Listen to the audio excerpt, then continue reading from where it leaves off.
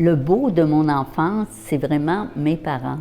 Mes parents qui ont été des parents exceptionnels dans leur amour pour la famille, leur amour pour les enfants, mais je dirais aussi leur amour du bon Dieu, comment Dieu est important dans notre vie. Ils nous ont appris la prière, tu as toujours une force. Puis mes parents, ils nous ont vraiment montré à être confiants en nos capacités, développer nos capacités pour être meilleurs au service des autres. L'important, c'est l'amour et c'est ce que mes parents nous ont donné.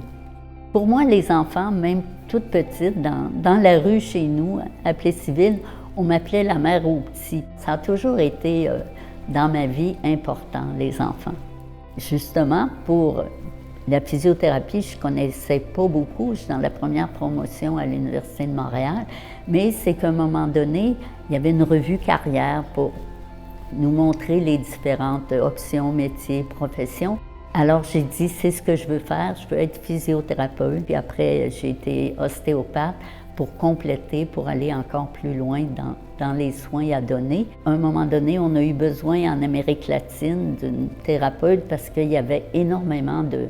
C'était une pandémie de poliomyélite. Ils nous les amenaient en camion, là, à l'hôpital. On ne savait pas d'où l'enfant venait, on ne savait pas son âge, son nom. C'était incroyable, là.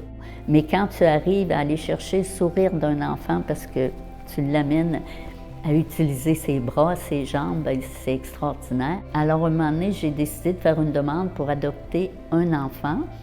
Et puis, bon, t'en as un. Puis, à un moment donné, on m'avait parlé d'une petite fille qui était à Montréal, qui avait 2 mois, qui avait un peu le même handicap, mais plus léger. Après ça, on m'a parlé d'un petit Michael à Saint-Sacrement, à Québec. Alors, pourquoi pas, 3. Puis après ça, Cathy est arrivée, presque aveugle, qui était paralysée complètement, qui était à l'hôpital de l'Enfant Jésus à Québec, mais on ne s'était pas aperçu qu'elle était aveugle. Alors, c'est ça, pour moi, chacun de mes enfants, qu'importe le handicap sévère ou pas, ils ont quelque chose à donner. Mes enfants, si on veut, je leur apporte une sécurité de famille, une sécurité physique si on veut, mais plus une sécurité de famille, d'amour. Tu sais, alors la famille devient très, je dirais, florissante ou très forte, très fleurie avec eux. Alors c'est tout ça qu'ils apportent, le côté vraiment fort dans la famille.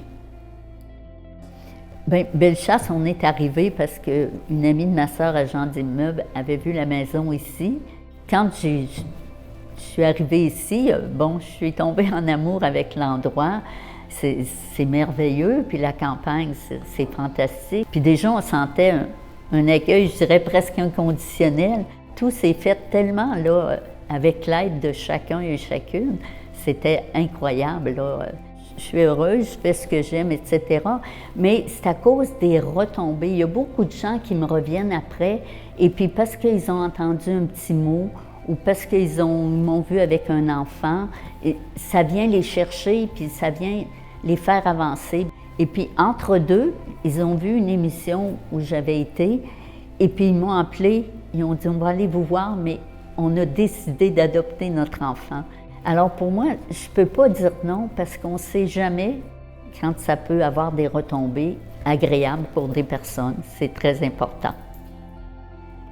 C'est certain, comme je dis toujours, le cœur n'est pas handicapé. Alors avec le cœur, on peut faire beaucoup. On peut aller chercher le potentiel physique, intellectuel, psychologique et tout. Mais il faut être présent avec l'enfant puis l'amener toujours plus loin et puis être convaincu qu'il peut en faire plus. Mais souvent, on laisse l'enfant, on ne veut pas exiger trop. Alors, ce n'est pas exiger pour être drastique, mais simplement, par amour, on veut leur montrer plus et les amener plus loin dans leur vie présente.